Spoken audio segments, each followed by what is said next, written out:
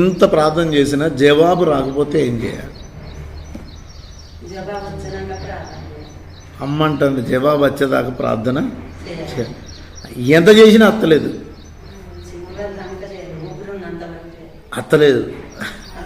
వస్తుందా?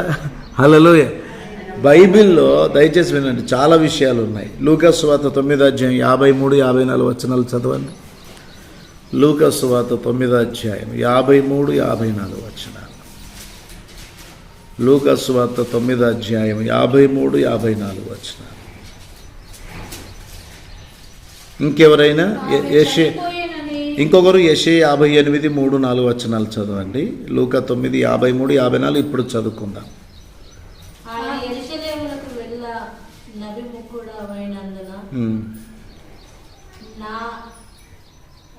వారు ఆయన చేర్చుకోలేదు.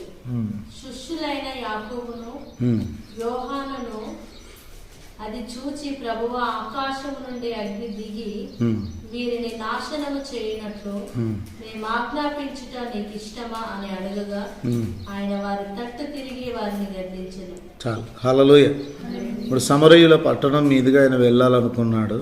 కొన్ని పట్టణములను దర్శించాలనుకుంటే ఆ పట్టణముల వారు ఆయనను చేర్చుకోలేదట. ఎవరిని? యేసు ప్రభువును కొంతమంది ప్రజలు చేర్చుకోలేదట. మా పట్టణంలోనికి, మా గ్రామాల్లోనికి రావద్దన్న.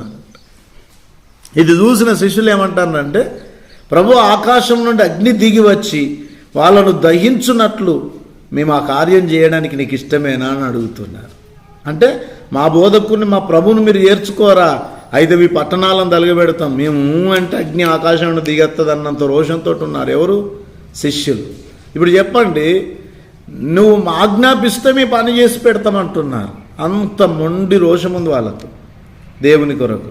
కానీ ప్రభు ఏం చేశాడంటే వాళ్ళను గద్దించాడు అని రాస్తాం. అంటే వాళ్ళు అడిగిన దాన్ని నెరవేర్చడానికి దేవుడు ఒప్పుకున్నాడా? అమ్మ చెప్పాలి. వాళ్ళు ఏమడుగుతున్నారు? ఆకాశం నుండి అగ్ని దిగి వచ్చి వీళ్ళని దహించి వేయినట్లు మేము ఆ పని పెట్టుకుంటామంటున్నారు. ప్రభు వారిని గద్దించాడు, ఆ పని మీరు చేయొద్దు. ఇంకొక చోట ఏమంటాడంటే, మీరు ఎటువంటి ఆత్మను కలిగి ఉన్నారో మీరు ఎరగరా? మీరు దహించే ఆత్మనేనా? అన్ని బూడిద చేసే ఆత్మనేనా? అన్ని కాల్చుకుంటూ పోయే ఆత్మనేనా మీది? దేవుని ఆత్మ దేవుని చిత్తానికి విరోధమైన కార్యాలను జరిగించదు. మీకు కోపం వస్తే, ఆవేశం వస్తే పట్టణాలను గాలబెడతారా? అది మీ పని కాదు. మీరు అడిగినట్లుగా నేను ఒప్పుకోవట్లేదు అన్నాడు. అంటే వారు అడిగిన దాన్ని యేసయ్య ఏం చేశాడు? నిరాకరించాడు. అక్కడ మనం ఏం చేయాలి? దాన్ని బట్టి మనం నేర్చుకోవాల్సింది ఏంటి? దేవుడు అన్నిటికీ ఎస్ చెప్పడు, అన్నిటికీ అవును అనడు, అన్నిటికీ ఒకే బిడ్డ నువ్వు ఏది అడిగినా నేను ఇచ్చేస్తాను కాబట్టి ఇచ్చేస్తా అనడు. ఆయన చిత్తమా కాదా, అది దైవిక క్రమమా కాదా, అది దేవుని నీతిని అనుసరించిందా కాదా, అన్నీ పరిశీలించబడతాయి. అందుకే మనం ప్రార్థన చేసేటప్పుడు జవాబు రానప్పుడు మనం ఏం చేయాలంటే, మన వ్యక్తిగత జీవితాన్ని, మన బ్రతుకులను ఏం చేయాలంటే పరిశీలన చేసుకోవాలి. లేదా మన ప్రార్థన విన్నపములను పరిశీలన చేసుకోవాలి. అది రాసుకోండి. మన ప్రార్థన విన్నపములు ఎట్లున్నాయో పరిశీలన చేసుకోవాలి.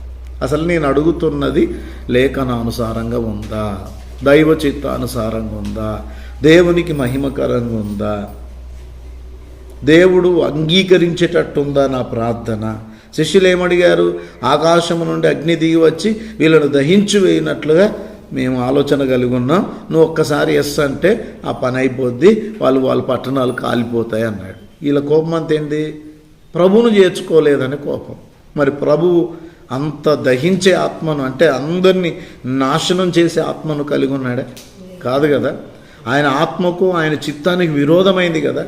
అందుకే వారి ప్రార్థన దేవుడు అంగీకరించలేదు, వారి ఆలోచనను దేవుడు అంగీకరించలేదు. ఇక్కడ కూడా మనం ప్రార్థన చేసేటప్పుడు జవాబు రావట్లేదంటే మన ప్రార్థనలు ఎలా ఉన్నాయనేది కూడా పరిశీలన చేసుకోవాలి. దేవునికి స్తోత్రం కలుగును గాక. మన జీవితాలను, మన ఆధ్యాత్మిక జీవితం కూడా పరిశీలన చేసుకొని మన బ్రతికెట్లుంది. మన యెషయా గ్రంథం 57వ అధ్యాయంలో మనం చూస్తే, నేను వారి ప్రవర్తనను చూచి తిని వారిని స్వస్థపరచుదును, వారిని నడిపించుదును, వారి దుఃఖించు వారిని ఓదార్చుదును అని మనం జ్ఞాపకం చేసుకునే మాటల్లో ప్రవర్తనను చూసి పనిచేసే దేవుడిగా మనకు కనబడతాయి. మన ప్రవర్తనను చూసి మన జీవితంలో పనిచేస్తాడు ఆయన. అందుకే రక్షింపనేరకయుండునట్లు యెహోవా హస్తము కురచ కాలేదు, విననేరకయుండునట్లు ఆయన చెవులు మందం కాలేదు. మరి ఏమైంది? మీ దోషములు ఆయనకు మీకు అడ్డుగా వచ్చినాయి అంటున్నాడు.